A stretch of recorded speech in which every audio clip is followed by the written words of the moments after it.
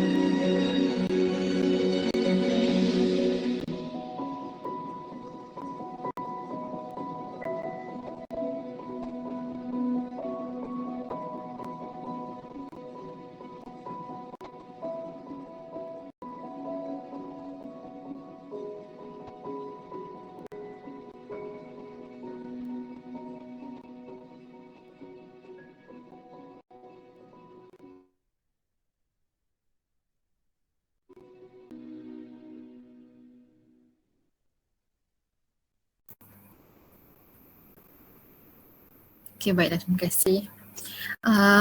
Panel dah bersedia? Sudah. Saya sudah bersedia. Boleh nak? Baiklah. Bismillahirrahmanirrahim. Assalamualaikum warahmatullahi wabarakatuh. Dan salam sejahtera diucapkan kepada hadirin dan hadirat bagi program Pandemic 3.0 Reaksi Anak Muda. Dan Expo Pembangunan Keusahawanan Muda, rakan siswa Yadim Politeknik Barisan sebagai selaku moderator anda untuk program malam ini. Bagi menghormati majlis, saya ingin meminta para peserta untuk mute mikrofon anda. Anda juga diminta untuk sediakan buku, nota dan pen untuk mencatat penerangan atau maklumat yang diberikan oleh ahli panel. Pada akhir program ini, terdapat sesi soal jawab bagi para peserta yang ingin bertanyakan soalan tentang tajuk program pada malam ini. Anda boleh ajukan di ruangan chat. Sebelum kita memulakan program pada malam ini, marilah kita bersama-sama menandatangan mengaminkan bacaan doa yang akan dipimpin oleh Saudara Fauzi Nordin agar program yang dijalankan mendapat keberkatan daripada Allah SWT. Silakan. Kita mulakan dengan umum kitab Al-Fatihah.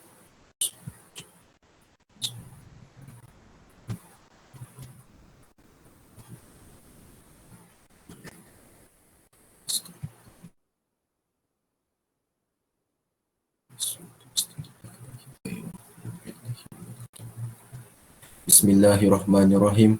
Alhamdulillahirabbil alamin wassalatu wassalamu ala sayyidina Muhammadin wa ala alihi wa ashabihi ajmain. Ya Karim ya Wadud, sesungguhnya kami berhimpun pada hari ini bagi menyatakan kesyukuran di atas kurniaan-Mu yang tidak ternilai. Jadikanlah kami hamba-hamba-Mu yang sentiasa bersyukur sama ada nikmat yang sedikit, lebih-lebih lagi nikmat yang melimpah ruah kepada kami. Ya Allah, Ya Rahman, Ya Rahim, perjalanan program pada PKP 3.0 reaksi anak muda pada hari ini.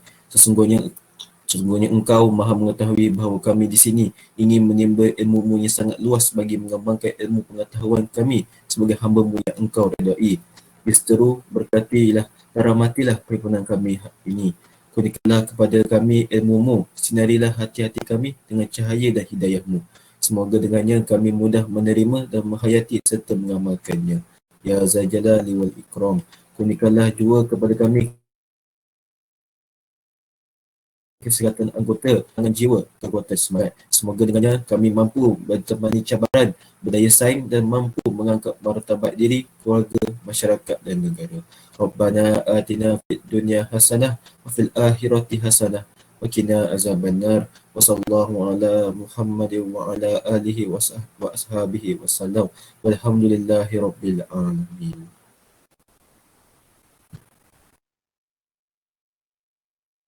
Amin amin ya rabbal alamin. Terima kasih Saudara Fauzi. InsyaAllah untuk program kita pada malam ini, kita akan merungkai tentang pandemik yang melanda negara kita sekarang, iaitu COVID-19, dan kita akan merungkai pada program kita pada malam ini, iaitu program PKP 3.0 reaksi anak muda.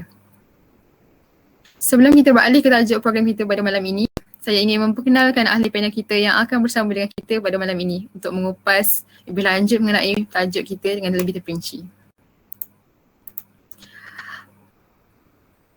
Ahli panel kita, beliau Muhammad Nur Aiman Afiq bin Gizam. Beliau berumur 23 tahun. Beliau berasal daripada Nilai Negeri Sembilan. Kerjaya beliau sekarang merupakan pembantu operasi PNB Kuala Lumpur.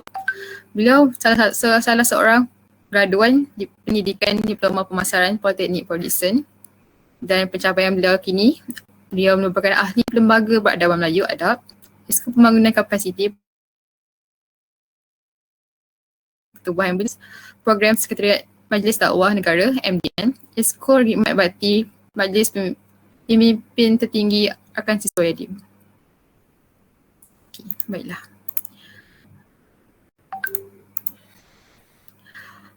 Dengan itu saya menjemput Saudara Aiman. Assalamualaikum Saudara. Waalaikumsalam. Boleh dengar suara saya? Alhamdulillah boleh. Kurang jelas sikit. Okey. Okey. Oh, baik. Alhamdulillah. Okey, Saudara dah makan? Alhamdulillah. Dah makan tapi rasa lapar balik. Okeylah, baiklah. Saya nak tanya satu soalan sebelum kita mulakan soalan, beralih ke soalan kita hari ni lah. Kita dah lama dalam norma baru iaitu COVID-19 ni. Kita dah hadapi 3 lockdown dan kini kita menghadapi lockdown 3.0. Saya nak tanya sedikit lah, saudara di rumah. Oh, tanya pasal rutin Oh ya, tak tahu nak cakap macam mana. Tapi kebiasaannya walaupun PKP ni saya masih bekerja secara work from home yang telah pun disarankan oleh pihak kerajaan dalam melaksanakan PKP ini, dan antara rutinnya selepas saya melakukan kerja-kerja yang ditugaskan oleh pihak syarikat, saya akan melakukan aktiviti bebas lah, di mana aktiviti itu adalah membaca laporan-laporan yang berkaitan dengan isu semasa dan sebagainya. So dekat situ, bukan saya ini ingin menunjukkan saya ni seorang ulat buku ataupun tidak. So nampak sangatlah saya ni agak hipokrit. Sedangkan saya juga seperti kalian semua menonton movie, tambah-tambah lagi cerita kartun sebenarnya. Saya antara minat tegar kartun lah, yang di mana Tom and Jerry, Hagimaru pun saya layan juga sampai sekarang walaupun kartun tu level kanak-kanak kan. So antaranya mana saya akan turun ke dapur untuk masak sebenarnya. Yang di mana waktu bekerja biasa saya tak akan dapat merasai peluang ni lah. Itu sahaja rutin saya. Okay, baiklah. Baiklah, terima kasih saudara. Baiklah, alhamdulillah boleh saya teruskan, saudara Yaman. Sila. Okey, baiklah. Kita beralih terus ke soalan pertama. Saudara, kita selalu dengar PKP tapi tak tahu apakah kepentingannya PKP itu sebenarnya, ataupun kita tak tahu pun falsafah PKP itu sebenarnya. Bolehkah saudara Yaman jelaskan lagi terperinci tentang kepentingan PKP kepada masyarakat dan kepentingan kepada negara? Silakan. Okey, bismillahirrahmanirrahim. Alhamdulillahirabbil wassalatu wassalamu ala asyrafil anbiya'i wal mursalin wa ala alihi washabbihi ajmain. Terima kasih saya ucapkan pada saudari moderator atas kesudian saya menjemput saya, yang di mana beliau telah secara peribadinya telah berulang kali dan acap kali jugalah menjemput, tapi saya je yang menolak. Dan saya ucapkan juga terima kasih pada peserta ataupun rakan-rakan lah, saya anggap kalian semua, yang di mana di sini ada rakan-rakan mantan MPT yang pertama, sesi yang pertama, dan juga rakan-rakan MPT yang sekarang ni, yang baru saja yang dilantik beberapa yang diumumkan semalam kalau tak salah saya secara rasminya. Okey. Mungkin daripada kalian semua mempunyai aktiviti masing-masing sekarang, sama ada menyiapkan ataupun menghadapi test ataupun kuis yang dikiranya datang tak diundang, pergi tak dihalau tu kan. So sambil-sambil tu boleh mendengar celoteh saya ataupun perkongsian lah, saya nak katakan begitu. Ataupun yang mana ada rutin-rutin lain juga. Terima kasih. Okey, macam mana nak cakap, mungkin antara kalian semua yang mungkin yang wanita ni ada yang nak makan ke, yang nak lipat kain ke, yang nak tengok movie ke apa ke, mungkin perkongsian ini santai je kan, saudari moderator. So kita tidaklah terikat dengan formal itu sangat. So kalau siapa yang nak buka kamera itu, dialu-alukan, tapi jangan buka mikrofon, takut mengganggu majlis ni. Okey, itu mukadimah. Baru mukadimah tadi. Okey, berbalik kepada soalan tadi tu. Untuk kepentingan PKP ni, yang di mana kita melihat daripada sudut anak muda, reaksi anak muda ni, yang di mana kita adalah generasi yang boleh dikatakan populasi kita adalah yang terbesar, ini lebih daripada 50% penduduk Malaysia. Kalau daripada lingkungan, daripada tafsiran daripada umur 18 sehingga ke 40 tahun ikut tafsiran yang lama, cumanya unjuran yang terkini saya kurang pasti, yang maksudnya unjuran yang terkini lah yang dikeluarkan oleh Kementerian Belia dan Sukan dari sudut status had umur belia itu bagaimana. Cumanya kepentingan yang kita boleh ambil, yang kita boleh lihat itu adalah bagaimana langkah bagaimana virus itu terjadi, yang di mana virus ini adalah satu jangkitan yang berjangkit, yang maksud dari Hairunisa berpindah kepada saudari Syira kan, contohnya lah begitu. tak kisah walaupun dia boleh beredar di mana, dia berada di persekitaran kita, sama ada udara ataupun di objek-objek yang berada di sekeliling kita. So maka dengan itu PKP ini adalah falsafahnya ataupun analogi yang paling mudah, dia adalah incubation yang di mana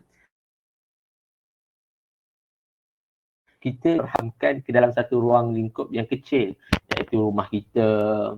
Kalau kita duduk di rumah lah, kemudian dan juga kalau kita duduk di kampus, kita akan duduk di bilik lah walaupun berada di kampus, tapi kita masih terikat lagi dengan kelas-kelas online yang seperti mana dihadapi oleh majoriti yang berada sekarang ni kan.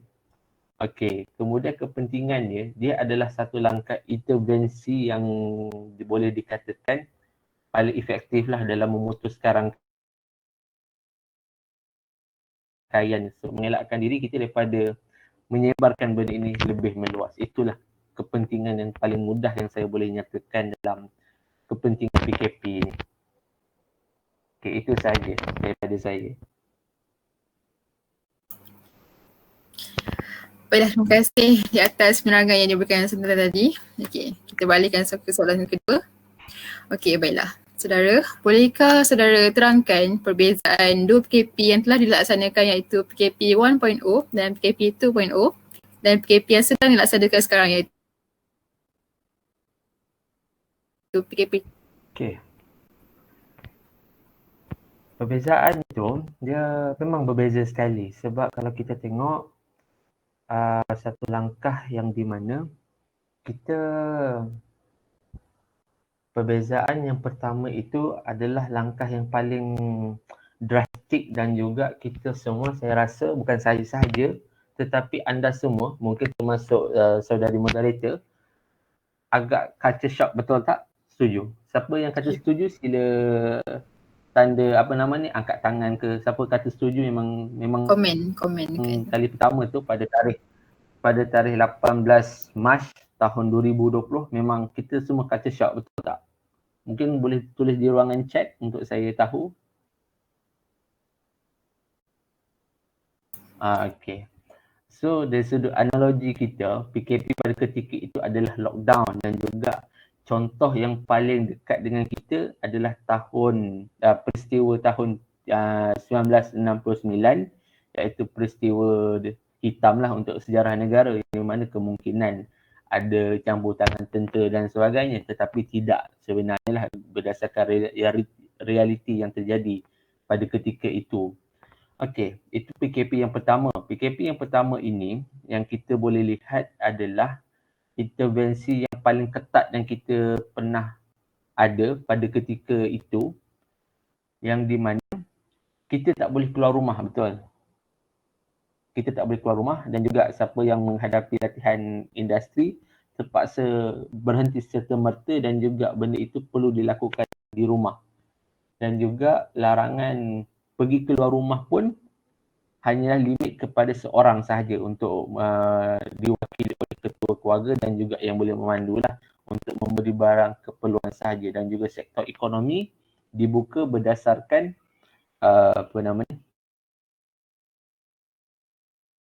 essential saja yang dirasakan perlu yang boleh dibuka, dan melainkan daripada itu memang tak dibenarlah dibuka. Bermaksud di sini adalah lockdown yang paling terbaik lah yang berdasarkan sejarah ni. Okey, itu yang pertama. Yang kedua, lockdown itu dilaksanakan pada 14 Januari. Kalau tak salah saya, 13 Januari ataupun 14 Januari pada tahun 2021, yang di mana kes ketika itu mendapat PKP 1.0 sebelum itu. Okey, itu yang setakat tu yang kita boleh lihat kan. Okey, kemudian itu perbezaannya tu daripada PKP 1 dan juga PKP 2 yang kita boleh lihat kelonggaran yang sedia ada, yang di mana kita faham kekangan daripada sudut pihak kerajaan yang berdasarkan pelaksanaan PKP 1 dan juga PKP dan juga yang akan diimplementasikan daripada PKP adalah ketidakselarian daripada kesihatan awam dan juga kelestarian ekonomi dan juga keperluan-keperluan asas yang berkaitan. Yang di mana kita juga tidak nafikan selain daripada jangkitan COVID ini, ada juga sakit-sakit yang bertambah sebenarnya, antaranya sakit jiwa. Mungkin jangan ingat kita saja yang sakit jiwa disebabkan putus cinta, tetapi ada sakit jiwa yang lain jugalah yang disebabkan faktor kehilangan pekerjaan dan juga tanggungan hutang yang berlebihan kan, ialah disebabkan PKP ni dan sebagainya. Cumanya kelonggaran itu dibuka, tetapi adalah kelemahan-kelemahan lain yang boleh dilihat dari sudut pelaksanaan itu, antaranya pembukaan ekonomi tanpa had dan juga tempoh kebenaran beroperasi itu terlalu panjang mungkin yang kita boleh lihatkan, dan juga kebenaran boleh dibenarkan secara meluas. Okey, itu antara PKP 1 dan PKP 2, dan juga berdasarkan itu keberkesanan PKP 1 dalam mengekang wabak COVID-19 ini dan juga kelemahan yang terjadi pada PKP 2.0 itu cukup mengajar kita ataupun cukup memberi pengajaran yang sewajarnya kepada pihak pemerintah, maafkan saya, bukan pemerintah, pihak pentadbiran negara PKP 3.0 ini yang lebih drastik dan juga lebih ketat disebabkan memandangkan PKP ini adalah matlamatnya adalah mengekang daripada penularan wabak COVID-19 ini.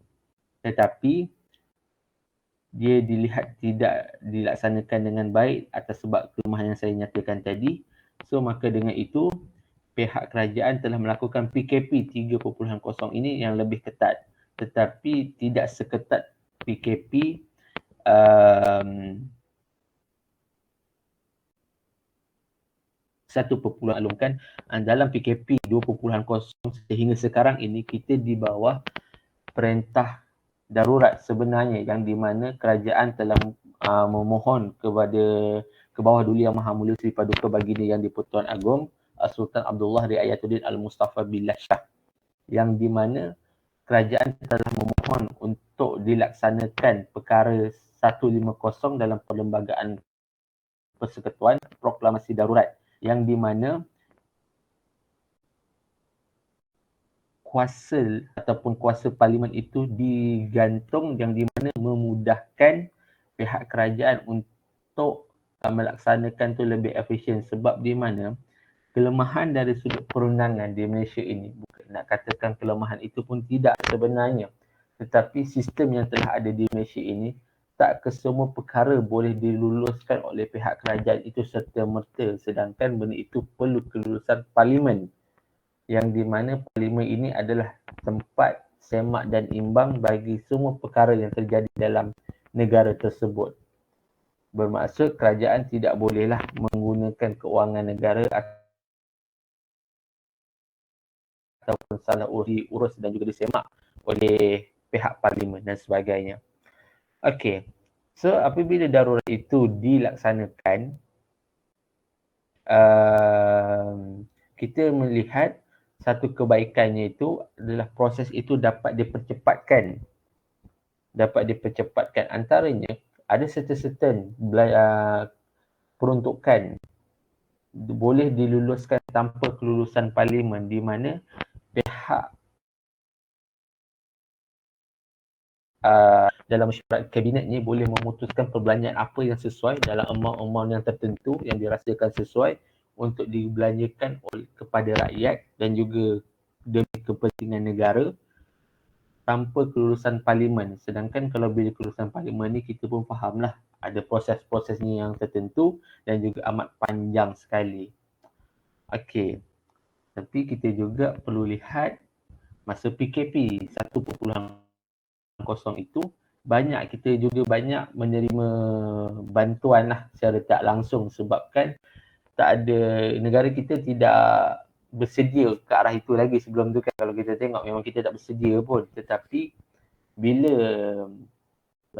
PKP 1.0 itu dilaksanakan, kita lihat kerajaan menyediakan pelbagai bantuan sehingga kan saya boleh anggarkan bantuan ketika itu sahaja mencecah 240 bilion ringgit yang telah pun dibelanjakan oleh pihak kerajaan pada ketika itu. Antaranya bantuan one off ataupun bantuan moratorium dan juga bantuan-bantuan lain lah. Dan benda itu juga ditambah dalam belanjawan tahun 2021 yang dibentangkan pada tahun 2020 tempoh hari, yang di mana saya kira belanjawan itu adalah belanjawan yang terbesar dalam sejarah jugalah dan juga defisit yang terbesar dalam sejarah negara, yang di mana tapi benda itu bukanlah satu benda yang agak pelik, tetapi benda itu wajar dilakukan disebabkan kemaslahatan rakyat dan negara. Okey, PKP 3.0 ini juga kita lihat dia adalah penentu kepada segala PKP ini, sebabkan kita boleh dikatakan sebenarnya Malaysia dia adalah negara antara yang terlama mengamalkan PKP ni sebenarnya berbanding negara-negara luar. So kalau boleh dalam PKP 3.0 ini kita yang di mana kita boleh mengamalkan inkubasi yang saya nyatakan tadi dan juga proses vaksinasi yang telah dilaksanakan oleh kerajaan. So secara tak langsung dia juga dapat membantu melandaikan penularan wabak COVID-19 ini. Mungkin itu saja perbezaannya yang saya boleh nyatakan. Saya harap semua faham lah ya. Mungkin ada yang tak faham, mungkin boleh ni. Siapa faham boleh tulis di ruangan chat, faham apa yang saya nyatakan tu?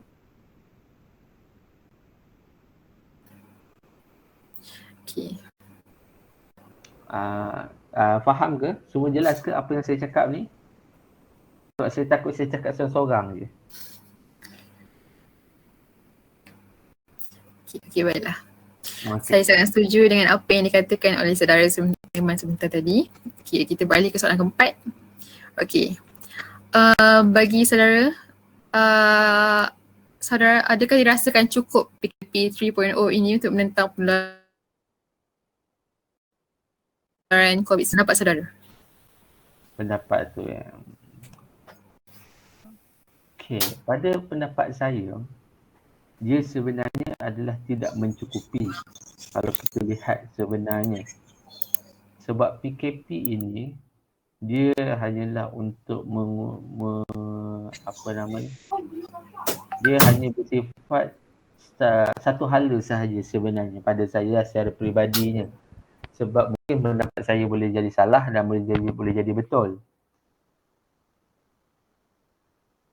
Tapi berlawan hujah dengan dengan keegoan, tetapi kita saling menerima pendapat antara salah satu sama lain. Mungkin kalian semua, rakan-rakan semua ada pendapat yang tersendiri kan. Maybe daripada Faiz sendiri, antara sahabat saya Daniel, ada pandangannya tersendiri berkenaan dengan PKP ni. Okey. PKP ni yang kita lihat adalah satu proses inkubasi yang di mana proses untuk memutuskan rangkaian itu. Tetapi kita perlu lihat je untuk untuk kita bersedia ke arah yang lebih besar, iaitu kita perlu membangunkan satu kemudahan fasiliti, kemudahan dengan fasiliti itu sama lah kan, kemudahan kesihatan yang lebih besar, yang di mana kalau kita lihat negara China boleh membina hospital, tak salah saya lebih kurang 10 hari dalam mengekang wabak ini. Maksudnya boleh meningkatkan kapasiti 10 hari, yang di mana negara China itu bersedia untuk menerima penambahan pesakit. Okey, kemungkinan juga benda itu boleh diimplementasikan di negara kita ini dalam mengekang, yang di mana kita boleh lihat berdasarkan kenyataan Ketua Pengarah Kesihatan Malaysia, Tan Sri Nur Hisham Abdullah, yang di mana ward ICU tu telah penuh. Maksudnya penggunaan kapasiti di ward ICU itu telah melebihi 100%. So bagaimana kita nak maka itu nak tak nak kerajaan perlu melalui Kementerian Kesihatan perlu meningkatkan kapasiti kesihatan negara ke arah itu. Kemudian proses vaksinisasi perlu dipercepatkan dan juga disegerakan segala apa yang boleh. Okey, mungkin ada yang di sini ada yang dah daftar. Siapa yang daftar di sini boleh tulis di ruangan chat. Ataupun ada yang dah menerima, Saudari Alam, anda sudah menerima vaksin, Saudari Alam?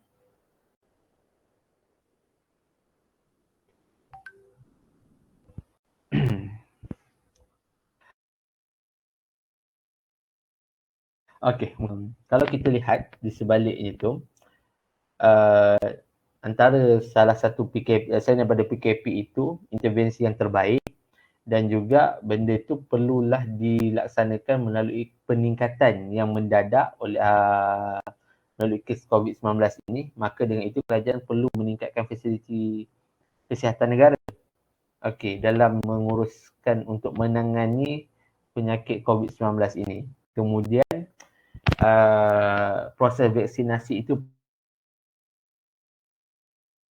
perlu disegerakan kerana ia adalah salah satu ikhtiar dalam di mana kita boleh bebas daripada wabak COVID-19 ini. Yang di mana wabak ini juga ada mempunyai varian ataupun mutasi yang tertentu yang di mana lebih berbahaya daripada ni. Kalau katakanlah vaksinasi ini lambat dan varian ini telah masuk ke negara yang di mana lebih mengganas daripada varian yang asal, yang induk, maka dengan itu vaksinasi ini dilihat kurang efisien, langkah yang terbaik dalam mengekang penularan wabak COVID-19 ini. Dan bila program ini gagal, maka dengan itu usaha kita lakukan selama ini sia-sia je lah.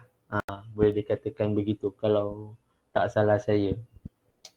Okey, kemudian kita perlu ingat juga selain daripada itu, selain daripada kita menghadapi krisis kesihatan disebabkan PKP ini juga timbul dengan krisis kesihatan, maka dengan itu secara tak langsung krisis ekonomi juga timbul yang di mana majoriti rakyat Malaysia ni tidak bekerja. Maksudnya tidak boleh bekerja lah, bukan tidak bekerja, tidak boleh bekerja. Yang di mana masing-masing bekerja di rumah, yang di mana majikan sendiri memotong gaji ataupun tak dibayar gaji ataupun pendapatan perniagaan terjejas teruk dengan mempunyai hutang dan sebagainya. Satu langkah tambahan iaitu langkah memberi bantuan yang di mana kita boleh mempunyai unit-unit amanah yang di mana kemungkinan juga kerajaan perlu mengurangkan pelaburan negara yang di mana perlu dicairkan dan juga diberikan kepada pemilik asalnya iaitu rakyat Malaysia untuk dibelanjakannya, dan juga secara tak langsung ia boleh menggerakkan ekonomi negara. Dan itu juga kepada peminjam ni juga memang mana orang yang tidak meminjamkan, sehingga kita pun pelajar ni pun yang saya yakin di antara anda semua ada yang meminjam PTPTN. So apabila kita dah habis belajar, so bila kita dah bekerja, so benda tu kita akan terikat dengan hutang. So PTPTN pun akan bila nak bayar. So kalau saya tanya saudari moderator pun akan stres, betul tak saudari? Bila nak bayar kan? Okey. So dengan tu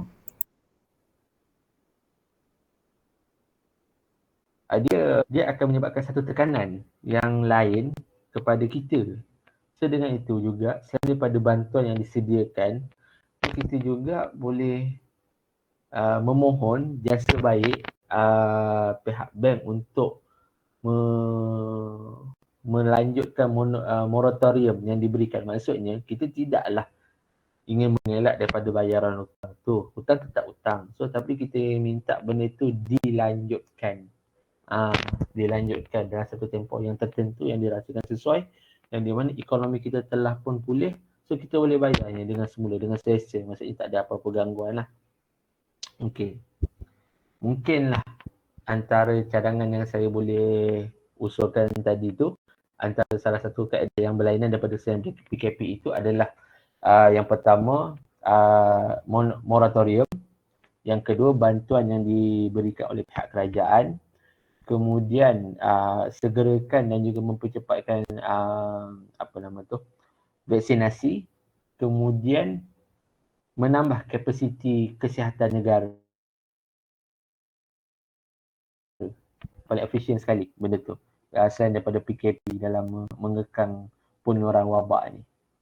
Itu saja kot daripada saya.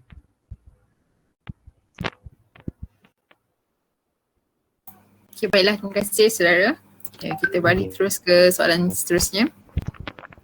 Okay, saudara, kita dah lama dalam lockdown dan sekarang dah masuk fasa ketiga dah. Kita lockdown dan kalau kita tengok anak muda juga tak terlepas dan anak muda juga terjejas dalam PKP lockdown sekarang.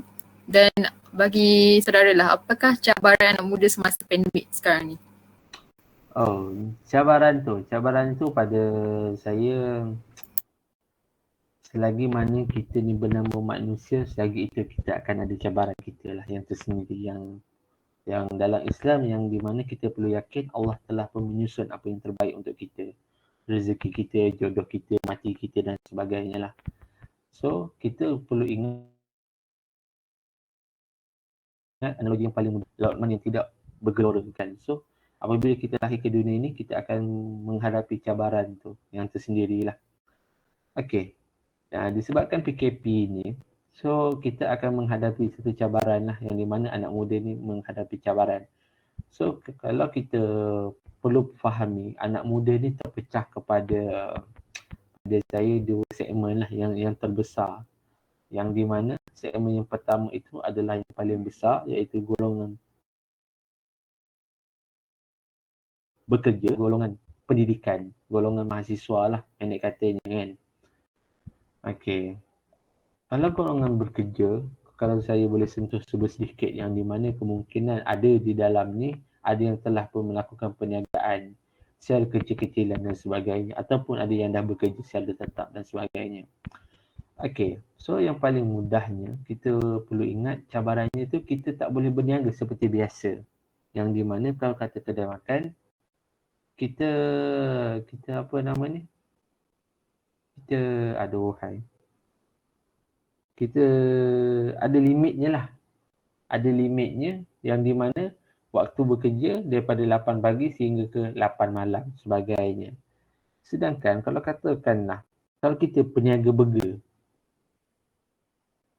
kalau kita nak buka daripada pukul 5 petang sehingga pukul 8 malam, ada ke orang nak beli? Maksudnya jangkaan kita, customer kita akan sama dengan masa dengan kita buka daripada pukul 5 petang sehingga pukul 10 malam. Beza tak saudari Nisa? Beza sangat.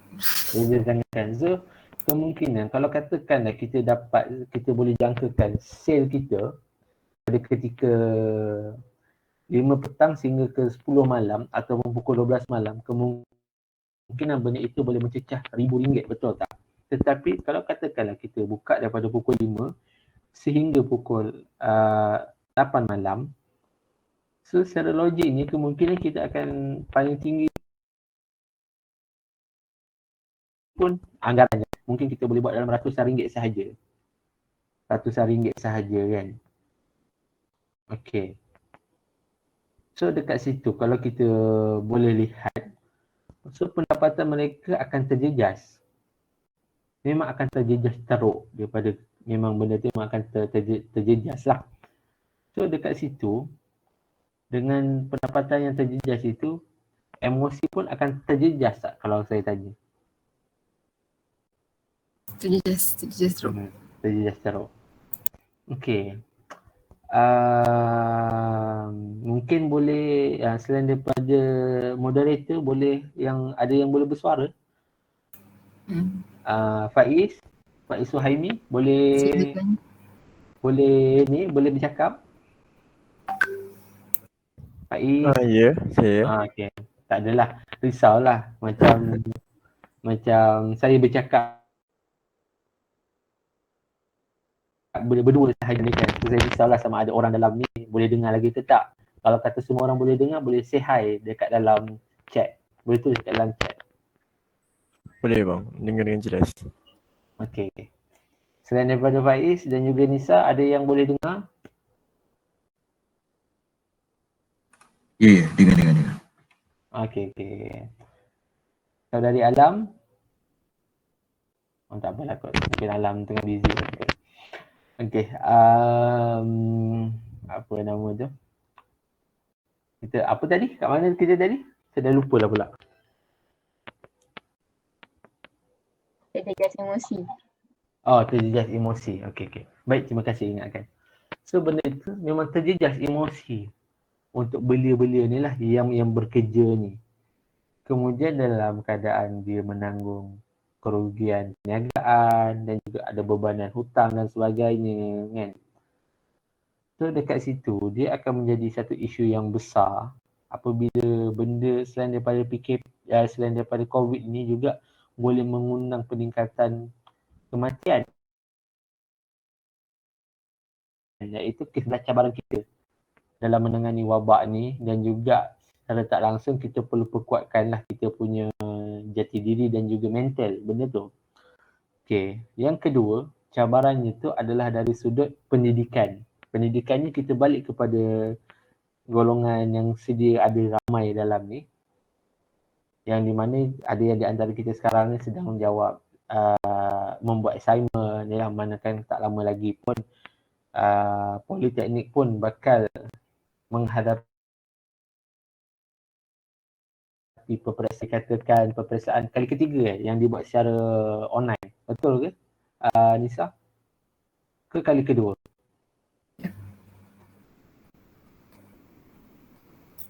Apa dia saudara? Ini peperiksaan secara online ni kali keberapa yang kita buat? Nak masuk kali kedua lah, orang kata kali ketiga lah sebab kami tak dapat exam dekat poli semasa pertama tu. Boleh masuk kali ketiga lah. So betul lah. So 3 kali PKP, 3 kali kena jawab kan. So adakah ini kebetulan? Okay, yang tu gurau je, itu bukan digit yang mewakili agenda Illuminati bukan. Yang tu janganlah pergi tikam nombor tu pula. Okay. Macam mana nak cakap? So dekat situ, bila kita tak belajar secara bersemuka sebab kita lihat ada baik dan buruknya kalau kita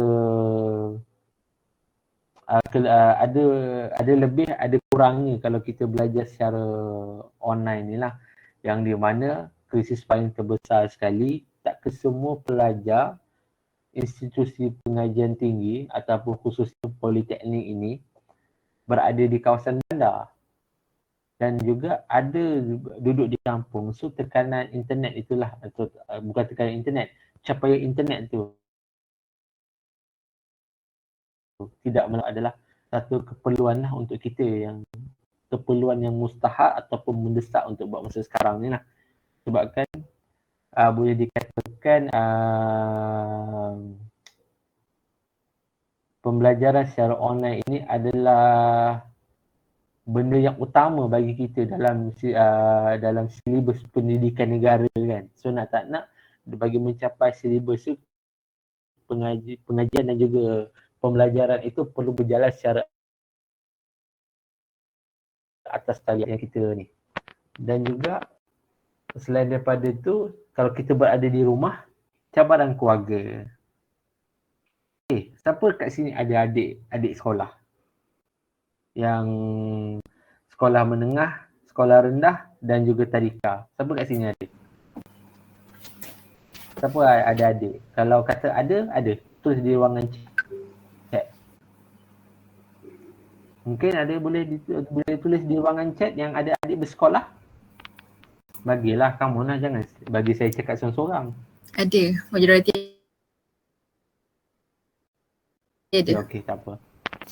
So saya takut bila saya cakap seorang-seorang, wali saya jadi putus. Jadi takut saya kena masuk hospital tanya rambutan pula.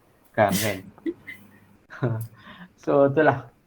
Okey, ada ke daripada antara kalian yang adiknya bersekolah di sekolah menengah, sekolah rendah dan juga tadika?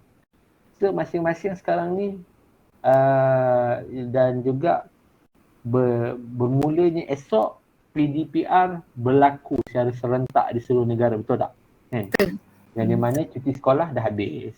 So nak tak nak masing-masing mula sibuk dengan ni kan. So cabarannya daripada sudut keluarga, mak ayah kita perlulah menyediakan peranti ataupun device yang mencukupi dan juga bersesuaian untuk anak-anak belajar. So dekat situ cabarannya tu daripada sudut keluarga mak ayah itulah penyediaan internet dan juga device yang bersesuaian untuk pembelajaran anak mereka. So daripada sudut kita, saya okey lah. Contohnya kalau kita mungkin kelebihan itu terletak pada kita kan yang belajar di yang belajar di institusi pengajian tinggi ni. So kita ada mempunyai bilik kita sendiri kan, betul tak? Kita mempunyai bilik kita sendiri, so kita boleh buat kerja tu dengan aman. Sebab saya rasa, saya yakin dan percaya majoriti kalian akan buat kerja di dalam bilik, betul tak?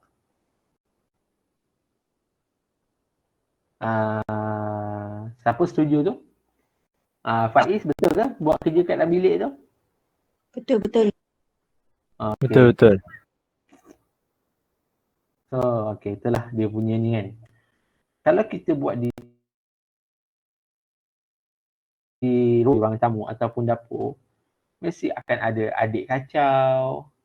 Lepas tu sedangkan adik di sekolah menengah pun nak cari internet. Kemudian adik sekolah rendah pun nak ni. Lepas tu ada adik yang kecil lagi yang buat bising. So, pelbagai tekanan tu. Dan benda itu juga adalah cabaran untuk kita untuk menangani dengan sebaik mungkin. Maksudnya kita ni lah kawal diri kita macam mana kita mencari solusi demi menyelesaikan masalah itu. Mungkin efisiensinya adalah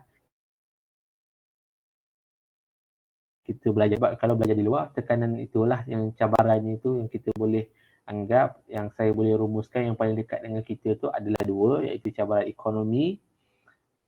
Cabaran yang kedua adalah internet. Yang kedua adalah institusi keluarga. Itulah juga cabaran belajar di rumah itu bagaimana. Mungkin itulah antara saya boleh highlightkan 3 perkara tu dahulu. Mungkin saya serahkan kembali kepada moderator. Okay, baiklah. Terima kasih saudara.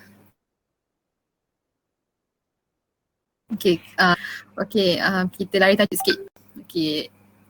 Vaksin yang telah tular sekarang, dalam ramai-ramai orang yang menerima vaksin, terdapat juga golongan yang anti vaksin.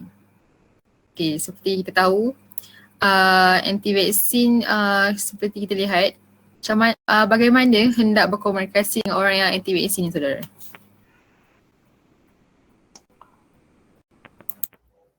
Okey. Cara berkomunikasi sebab kita kena mencari satu formula ataupun dari sudut, kalau katakanlah sebab mereka telah pun menyerang, maksudnya ideologi ataupun fahaman anti vaksin ni dia adalah perang saraf pada saya, yang di mana ialah kan kita pun nak tak nak, kalau kita terlalu berimajinasi, benda itu terlalu bahaya untuk kita. So nak tak nak kita perlu wujud berada di alam realiti lah dan juga bukannya fantasi. So maka dengan itu kita juga perlu meyakinkan mereka dengan dengan fantasi juga secara tak langsung lah. Sebab antara salah satu kaedahnya kita bermula dengan logik, maksudnya kita bermula dengan data. So kalau kita tengok di sini, saya tak pastilah sebab setakat apa yang saya tahu dan kemungkinan ataupun ada yang lebih tahu tu boleh kongsikan. Yalah, kemungkinan ada di dalam ni saudari Alam yang merupakan timbalan Presiden baru saja diumumkan tempoh hari. Yang di mana beliau juga merupakan mahir dalam bidang kimia. So dekat situ, bila ada benda fakta, kita akan lawan dengan fakta. Tetapi bila fakta lawan dengan fantasi, benda tu susah kita nak matchkan antara satu sama lain. Faham setakat tu? Saudari Nisa? Faham. Okay. So bila kita nak mujuk, strategi paling bertuan dengan fakta lah. Sebab saya rasa tak ada orang lagi yang dicucuk vaksin mati betul tak di Malaysia ni. Ada ke? Ke saya yang tak tahu? Tak silap ada. Oh, ada Okay. So, kalau kita dekat situ, kalau kita lihat, kalau kata mati tu pun, kita lihat dia adalah bagi kes yang terpencil ataupun kes yang kecil, betul tak? Yang di mana kes tu kita lihat kes yang mati tu pun kemungkinannya ialah kita tak nafikan berpunca daripada susulan daripada vaksin tu, tapi juga dia adalah susulan daripada ada tekanan-tekanan yang lain dan sebagainya.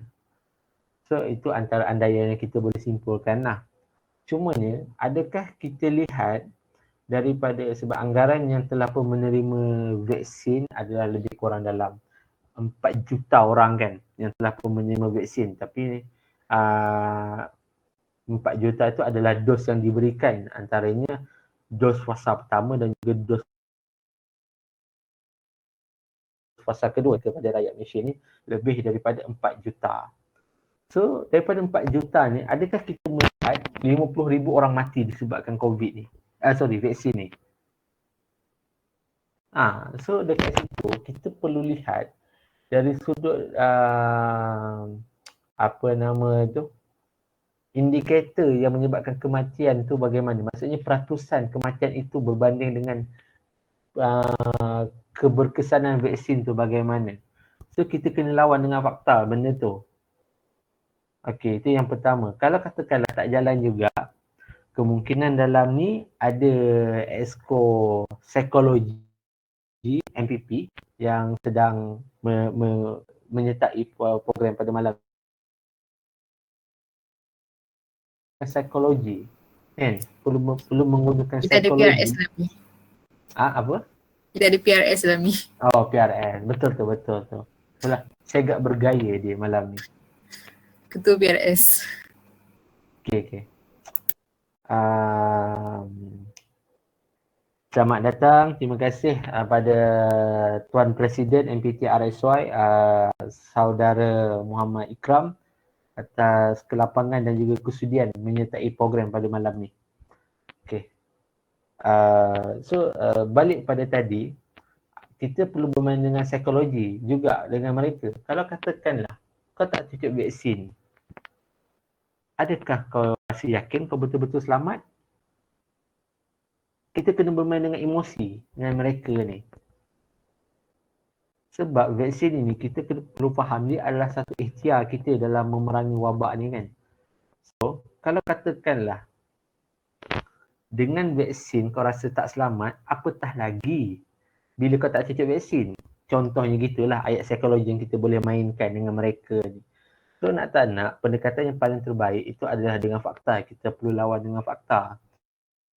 Sebab, tapi mereka berhujah dengan fantasi sebenarnya. Kalau kita perasan, contohnya benda tu anti vaksin ni dia cenderung kepada agenda Yahudi lah. Chip Israel dan sebagainya kan. Cuba kita lihat.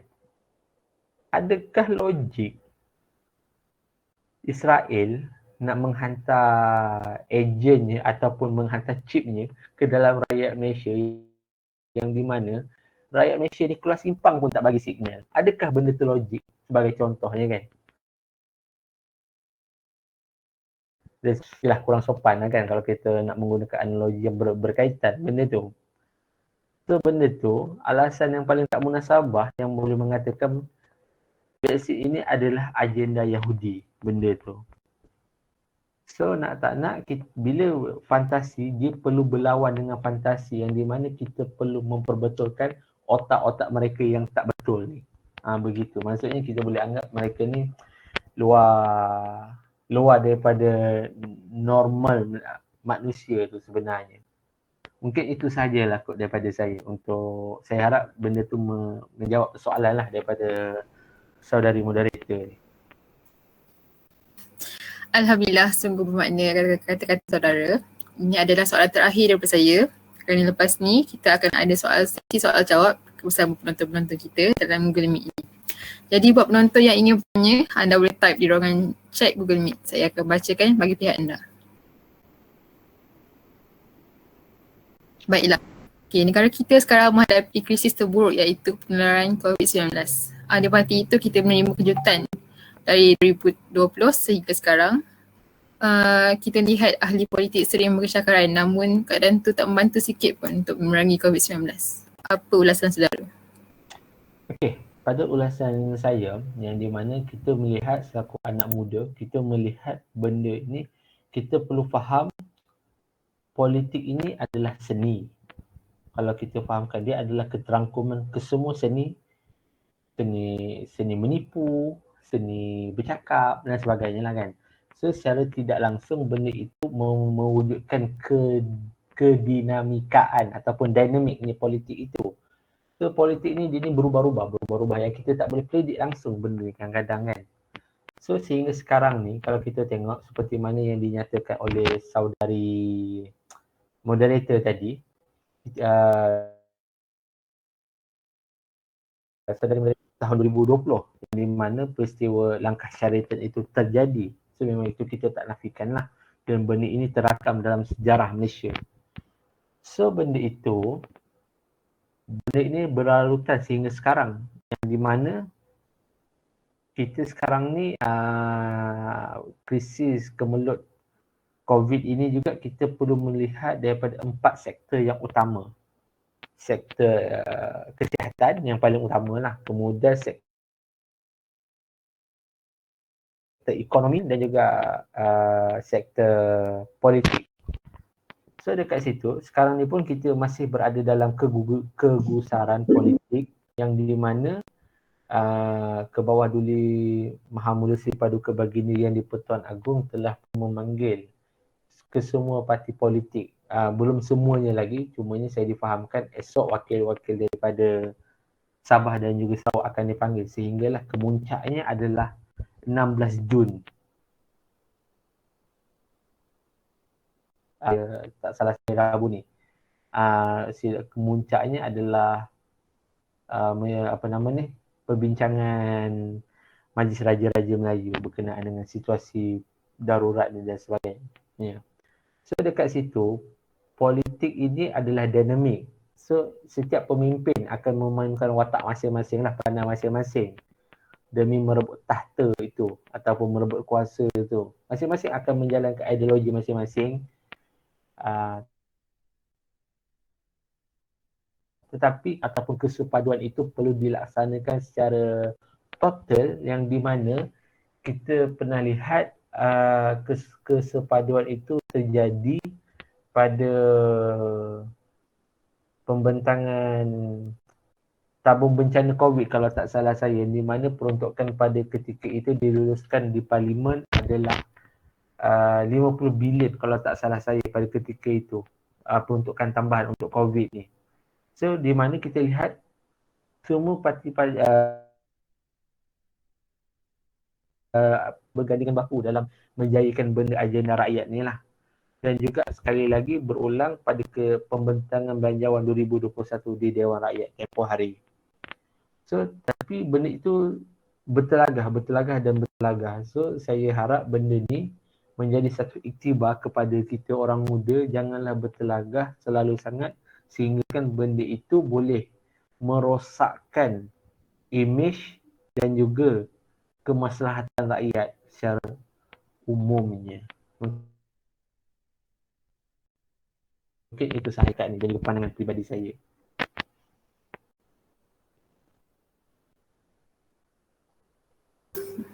Okey, baiklah. Dan terima kasih saudara. Dan okey, sekarang saya membuka sesi soal jawab kepada penonton yang ingin bertanyakan soalan kepada ahli panel kita mengenai tajuk program kita pada malam ini. Anda juga boleh tulis soalan di ruangan chat, saya akan bacakan. Dipersilakan. Okey, kita dah ada soalan dekat ruangan chat. Okey. Okey. Bagi pihak Amri Syafiq, apakah pendapat saudara berkaitan PKP 3.0 dalam konteks pendidikan khususnya di peringkat IPT? Okey, di peringkat IPT yang kita lihat sekali ni, dia kita tak nafikan kita ni saling terumbang ambing. Saya yakin dan percaya kita dalam PKP ni, kita tak berbanding dengan PKP sebelum ni, dari sudut pendidikan pendidikan di IPT ni tak banyak berubah sebenarnya kan. So walaupun kita masih berada di fasa PKP ni dan juga pendidikan itu dilaksanakan secara hybrid, betul tak? Yang mana ada apa nama tu? Mungkin betul ke apa yang saya cakap ni? Pelaksanaan pendidikan secara hybrid ataupun secara totalnya melalui online? Sebelum PKP hybrid, Okay. tapi lebih. So maksudnya dekat sini, so cabaran dia, kefahaman yang kita lihat, kita okeylah, kita mungkin kita boleh pecahkan pelajar ini kepada dua sektor yang besar lah. Yang di mana pelajar yang berusaha tinggi lah, yang di mana pelajar itu yang seorang yang work hard dalam dalam pengajiannya dan juga pendidikan kelasnya. So adakah kita boleh menjamin dengan pelaksanaan kelas secara online ini dalam sejarah pula, sorry terbaca lah ni, apa nama tu, kita boleh yakin, kita faham 100% apa yang kita belajar secara fizikal sebenarnya? Semestinya tidak kan, sebab kita tak dapat bertanya secara langsung ataupun dari sudut apa nama tu, pengajaran itu adalah efisien ataupun tidak berbanding dengan pengajian fizikal itu berjalan. Semestinya tidak kan, sebab benda tu lecturer tak tahu siapa yang datang. Kadang-kadang ada yang datang, join je lah tapi tidur. Itu memang kita tak nafikan lah, ada benda tu. Tak gitu Nisa. Saya harap bukan Nisa lah orangnya tu So saya harap yang dalam ni pun bukanlah individu yang saya nyatakan tadi tu. Cuma kalau kita lihat, cabarannya tu adalah keberkesanan pendidikan negara dan juga dia boleh dicerminkan yang dibelajar ini tu dapat diaplikasikan dalam kehidupan seharian ataupun tidak. Itu je. Yang itulah kalau kita boleh faham dari sudut implikasinya PKP terhadap cabaran pendidikan di IPT sekarang ni.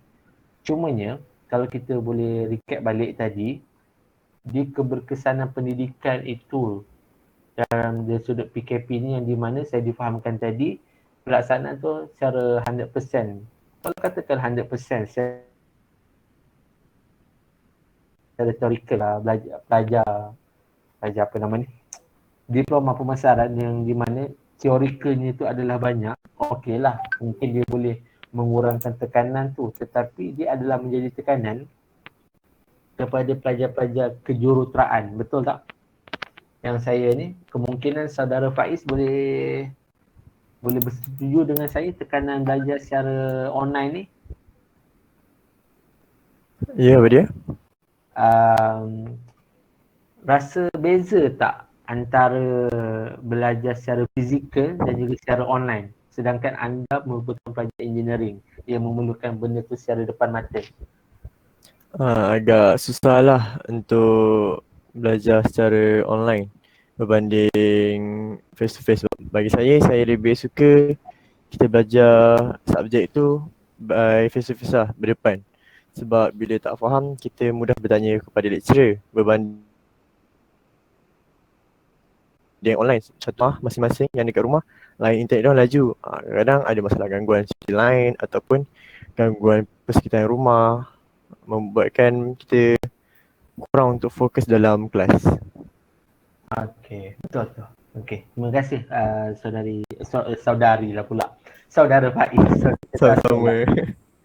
Okey, mungkin itu antara salah satu tekanan lah yang terpaksa dihadapi oleh sektor pendidikan di era PKP 3.0 ni. Mungkin itu je lah yang saya boleh nyatakan untuk buat masa sekarang. Baiklah, Saya harap rasa menjawab soalan tu lah Saya harap menjawab soalannya. Tapi Amri Syafiq. Okey, soalan seterusnya daripada Zami Muazzam Harid bin Zul. Okey, Assalamualaikum dan salam sejahtera. Saya merupakan mahasiswa daripada UPSI dengan berlaku pandemik ini yang sekarang adalah PKP 3.0. Apakah pendapat para panel, adakah PKP ini dapat memudahkan kepada mahasiswa yang berada di rumah dalam belajar yang memahami setiap kos yang mereka ambil? Adakah baik atau tidak? Kerana kemungkinan besar ramai yang tak memahami dan tak merasai macam mana duduk di kampus dan dapat merasai apa itu student universiti.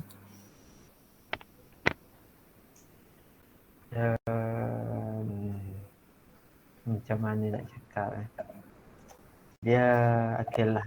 Saya tertarik tahu dengan satu kata-kata oleh seorang pemimpin ni lah. Seorang pemimpin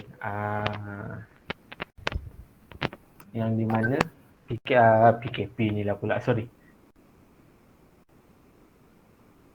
Universal, yang di mana setelah 11 tahun kita belajar di pendidikan sekolah rendah dan juga sekolah menengah, dan juga universiti ini adalah tempat mematangkan kita, yang di mana kehidupan seharian kita di kampus ini berdasarkan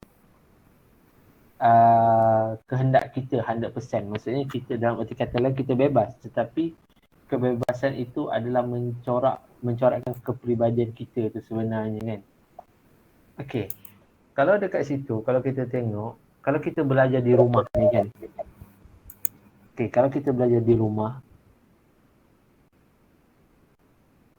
dikejutkan oleh mak kita kan, sebagainya. So secara tak langsung dia membantulah untuk kita, tetapi benda itu belum tentu untuk dapat mematangkan kita. Itu yang pertama. Yang di mana kalau di kampus, datang kelas ke, tak datang kelas ke, lecturer tak tahu, betul tak? Melainkan lecturer ambil attendance, betul tak? So siapa tu lah. Tapi kalau berdasarkan pengalaman saya di Politeknik, bawah 80% kena bar, tak boleh ambil exam lah kan. Cumanya tak tahulah institusi pengajian saudara tadi daripada UPSI ni kan, saya tak tahulah dia sudut UPSI ni macam mana dia punya sistem kehadirannya. Cuma kalau kita tengok pemahaman pelajar terhadap pembelajaran dan juga pengajaran yang dilakukan secara atas talian ini memang berbeza sekali. Sedangkan kalau katakan benda tu macam saudara Faiz cakap tadi, kalau katakan line tengah tu, masa tengah kelas tu hujan, line jadi stuck. So bila line jadi stuck, benda tu tak nak apa yang lecturer ajar tu sangkut-sangkut tak? Betul tak, Nisa? So bila sangkut-sangkut, adakah kefahaman tu dapat disegerakan? So semestinya akan di-delay. Delay tu pun berdasar kita boleh tengok rekod. Itu pun kalau rekod tu ada lah. Kalau harap-harapnya lecturer tu akan rekod lah. Tetapi kefahaman itu semestinya tidak sama sekali. Dan apa nama tu?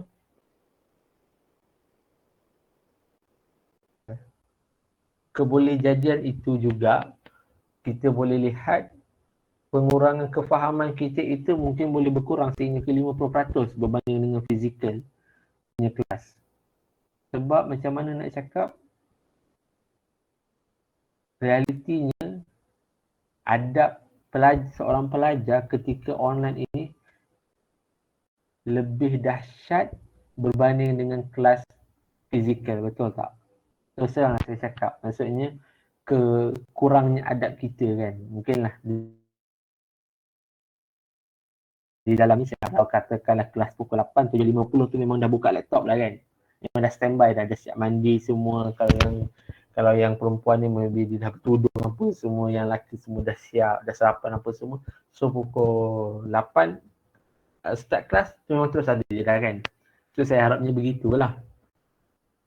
So tapi kalau kita tengok realiti sekarang ni, tak kesemuanya pelajar begitu. Ada yang join kelas, join lah tapi tidur, macam saya cakap tadi.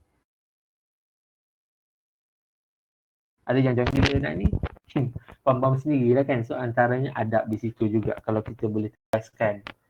So antara konteks apa nama tu, dari sudut keberkesanan tu memang saya nyatakan di sini memang tak akan sama, dan juga jumlah keberkesanan tu memang berkurang berbanding dengan apa nama tu, dengan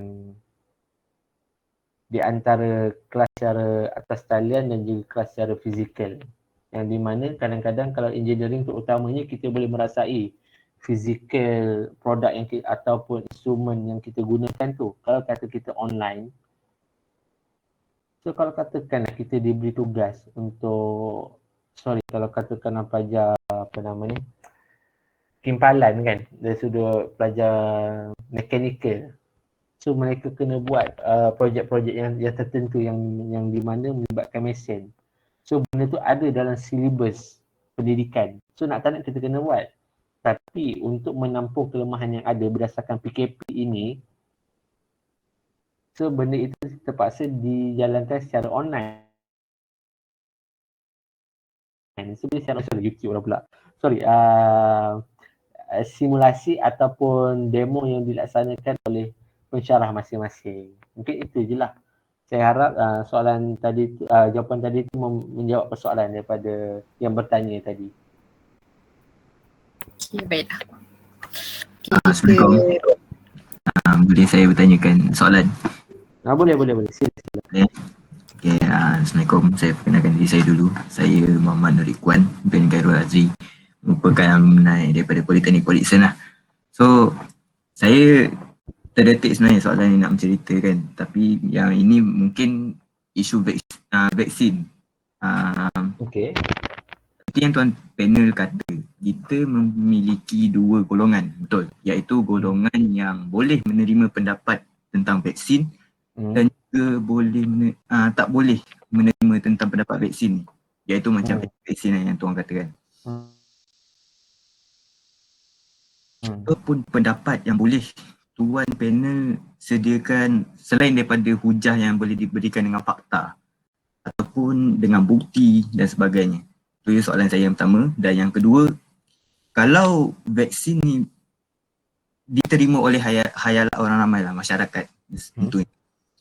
Jadi kenapa ada had umur yang boleh memiliki vaksin? Sepertinya 18 sehingga ke umur 30 ke atas dan sebagainya tu. Kenapa budak-budak dan juga mendapat vaksin tersebut? Sila memberikan pendapat ataupun cadangan yang boleh. Okey. Terima kasih. Sebab tadi pun saya rasa pun saya pun ada menjawab sedikitlah jawapan tu tadi. Okey. Untuk soalan yang pertama tadi tu, kita dah memberi jawapan dengan fakta. Fakta itu adalah angka dan juga keberkesanan vaksin ni lah. Maksudnya keberkesanan itu adalah melebihi daripada kemudaratannya. Okey, itu dekat situ.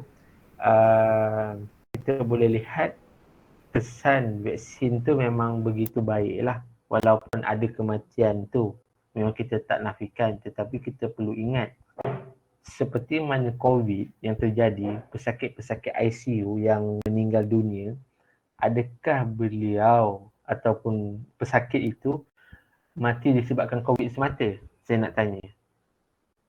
Itu yang pertama. So dekat situ, kalau katakan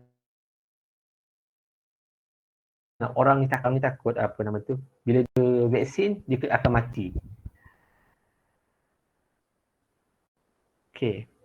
Kalau bila dia takut dia mati, sedangkan bila dia tak vaksin pun dia akan mati jugalah kan. Memanglah possibility mati tu lebih tinggi. So sekarang ni bila ada PKP ni pula, bila ada vaksin ni, keboleh jangkitan tu dapat direndahkan.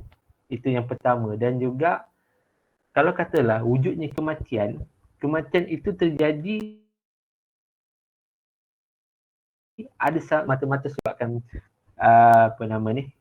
vaksin tu. Macam saya bagi contoh tadi, pesakit ICU, pesakit COVID yang dimasukkan ke ICU mati. Adakah semata-mata disebabkan COVID ataupun ada sakit-sakit lain? Contohnya buah pinggang ataupun contoh lain, kencing manis, darah tinggi dan sebagainya ataupun serangan jantung.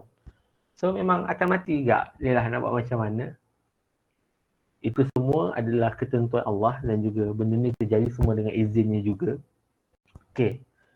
Kemudian, kalau katakanlah kita secara tak langsung, bila kita dah lawan dengan fakta tapi mereka juga masih lawan, so kita kena, maksudnya kita tak boleh lawan mereka dengan hujah, dengan konsep selain daripada mereka. Maksudnya mereka akan terima apa yang hampir sama dengan mereka sahaja. So, fakta lawan dengan fantasi tak boleh nak masuk lah. Pendek kata tak boleh nak masuk kan. So dekat situ dia juga perlu dilawan dengan fantasi juga.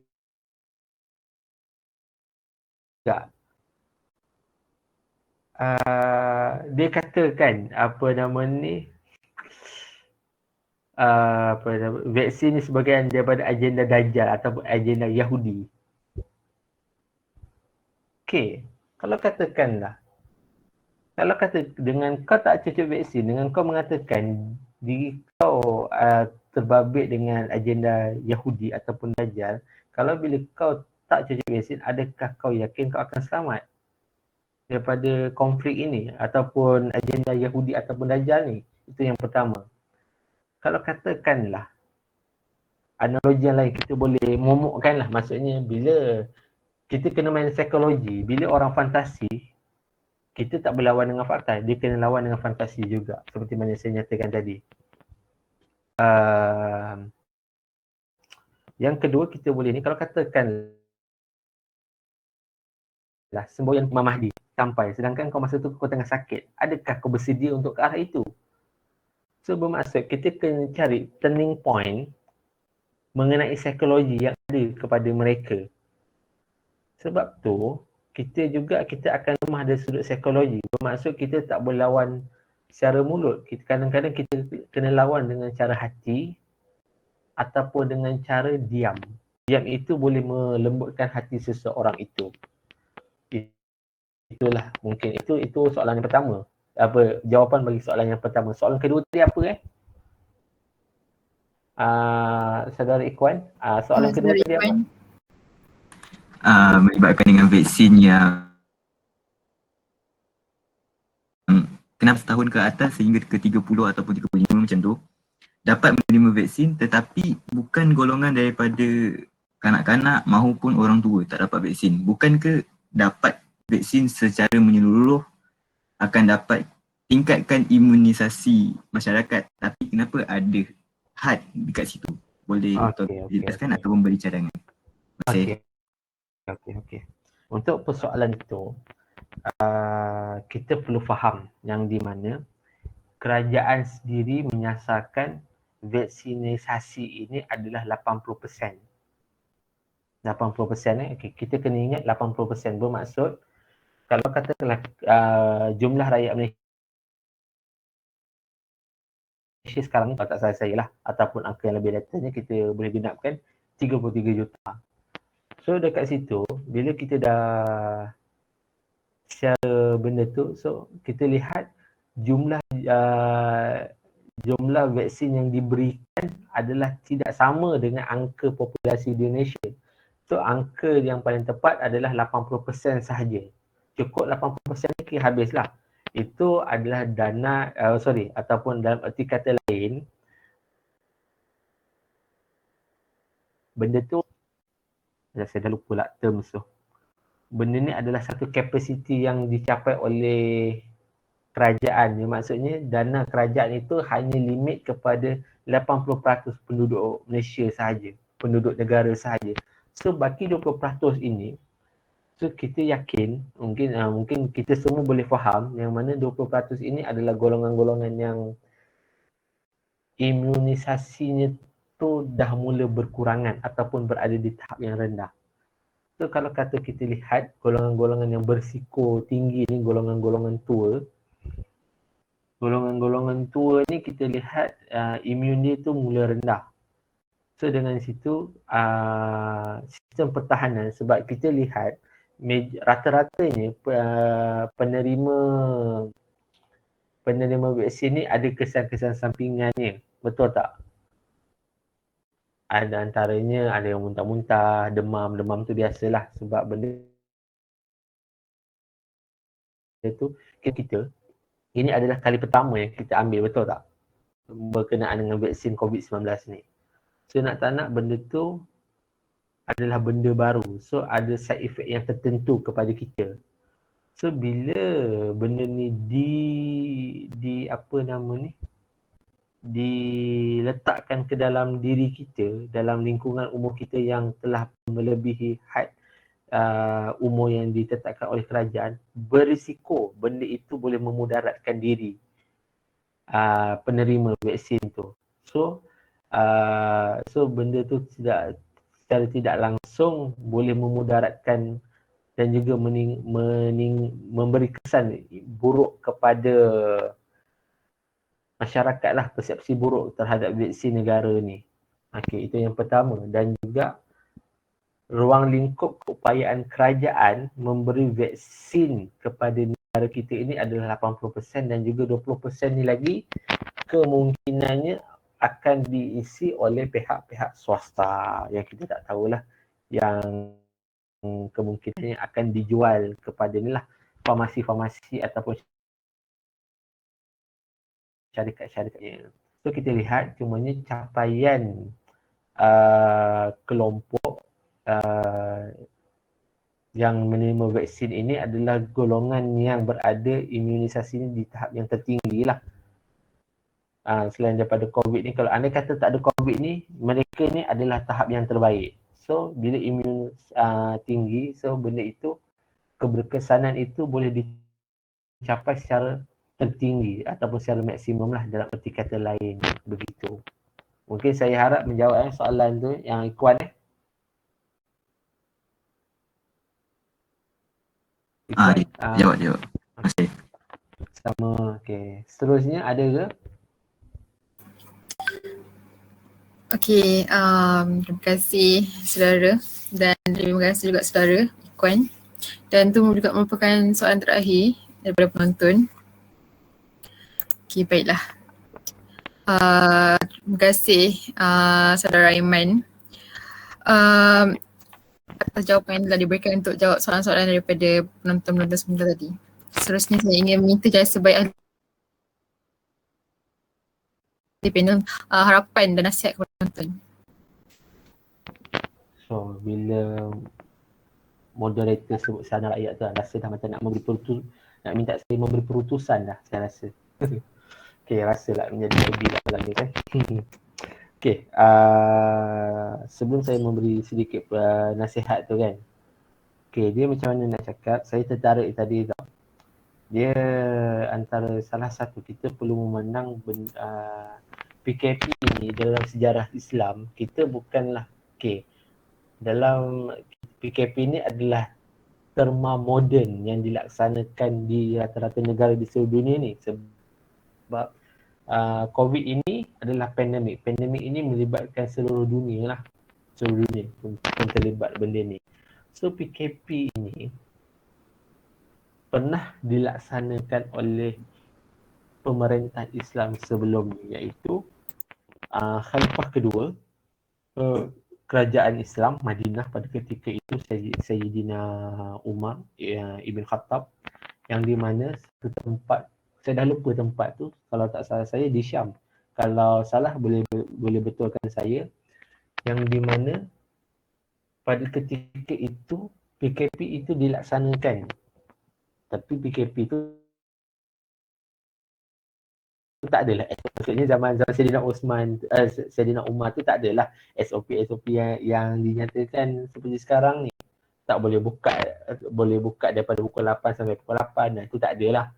Cumanya arahan jelas pada ketika itu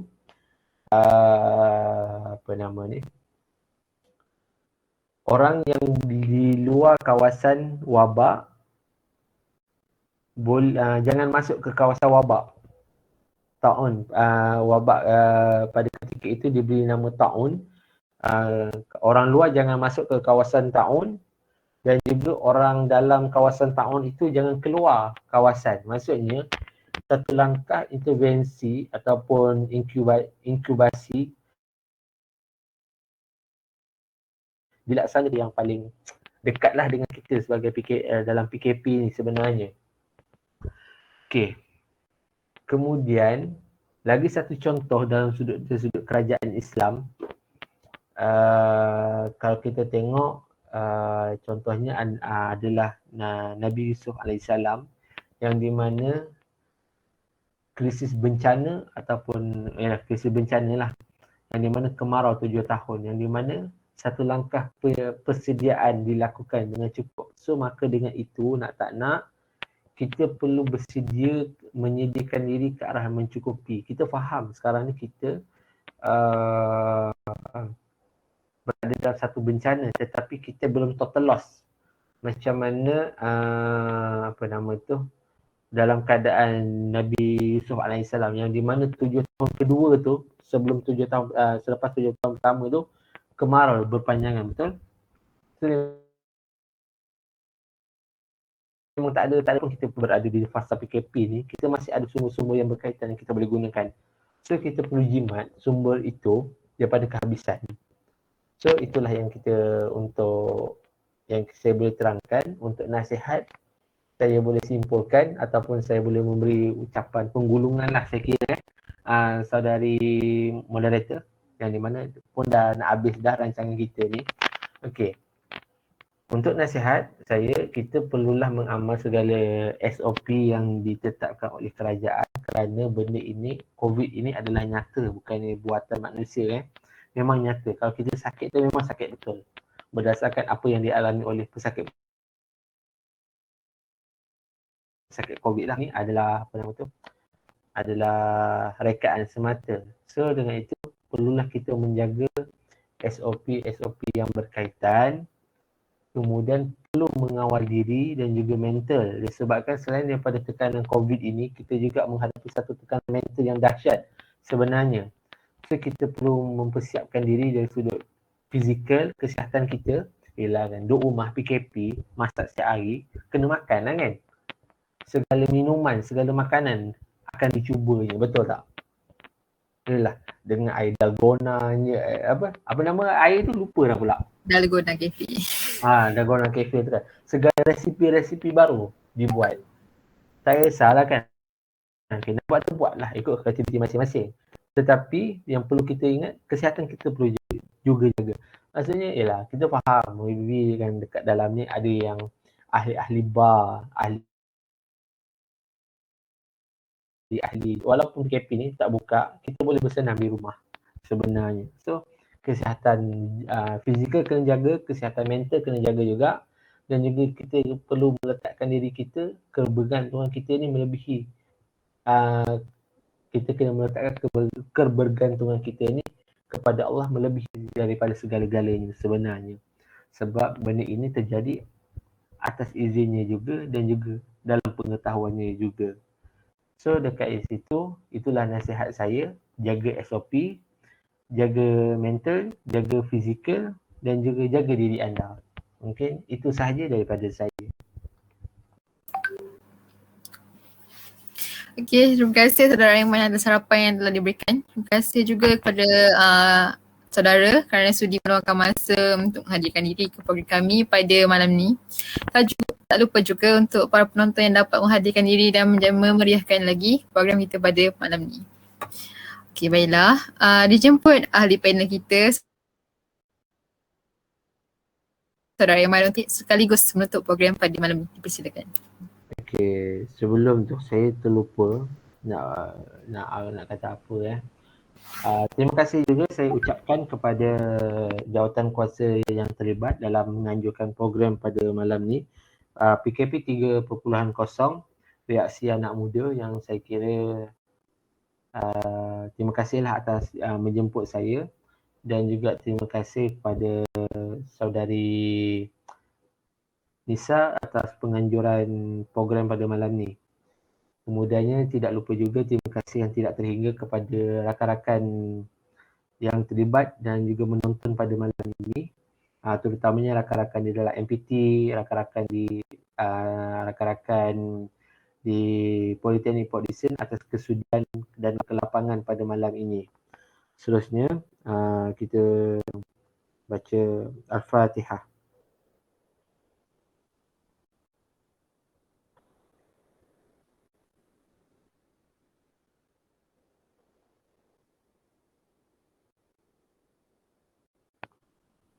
Okey. A'udzubillahi minasyaitonirrajim. Bismillahirrahmanirrahim. Alhamdulillahirabbil alamin. Hamdan hamidin hamdan syakirin hamdan kafirin hamdan yukafi'u mazidah. Ya Rabbana lakal hamdu kama yanbaghi li jalali wajhika wa azim sultanik. Allahumma salli wa sallim wa barik ala sayyidina Muhammadin wa ala alihi wa sahbihi ajma'in. Bismillahillazi la yadurru ma'asmihi syai'un fil ardi wa la fis samawati wa huwa samiul alim. Allahumma inni a'udzubika minal barasi wal jununi wal juzami wa min sayyil asqam. Rabbana atina fid dunya hasanah wa fil akhirati hasanah wa qina azabannar wa qina azabannar wa sallallahu ala sayyidina Muhammad wa ala alihi wa sahbihi ajma'in. Subhanallahi wa bihamdihi walhamdulillahi rabbil alamin.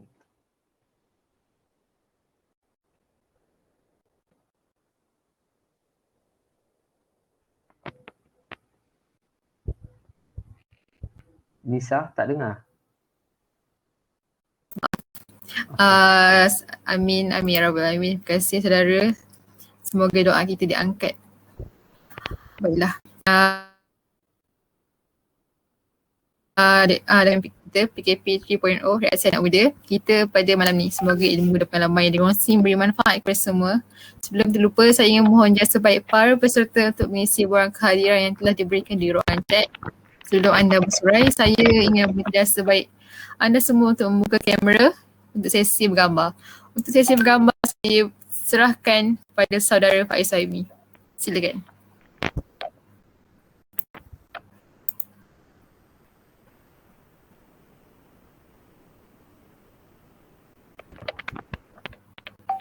Okey, baik, terima kasih kepada saudara dari moderator kita.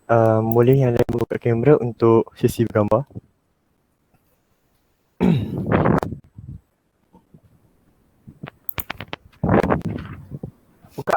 Buka semua. Tapi jangan buka aurat Jangan buka aurat, bahaya. Jangan lupa ni yang poster yang diminta.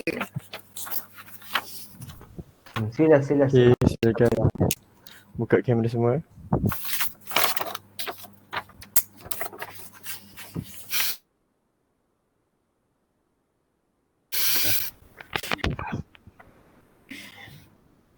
Okey, Okey. sila. Semua dah buka kamera? Yang lain? Okey. 1, 2, 3 senyum. Mula 1, 2, 3. Okey. Saya serahkan balik kepada moderator kita.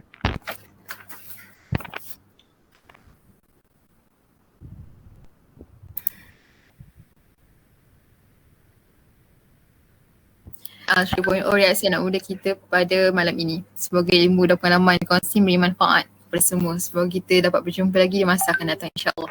Terima kasih. Assalamualaikum. Untuk menjawab soalan saudara di ruangan chat, anda boleh juga melihat kembali video-video kami yang sebelum ini dan video hari ini di YouTube kami, Rakan Siswa Yadim Polipd. Terima kasih. Okey, terima Terima kasih. kasih. Jumpa lagi. Terima kasih saudara. Okey, sama.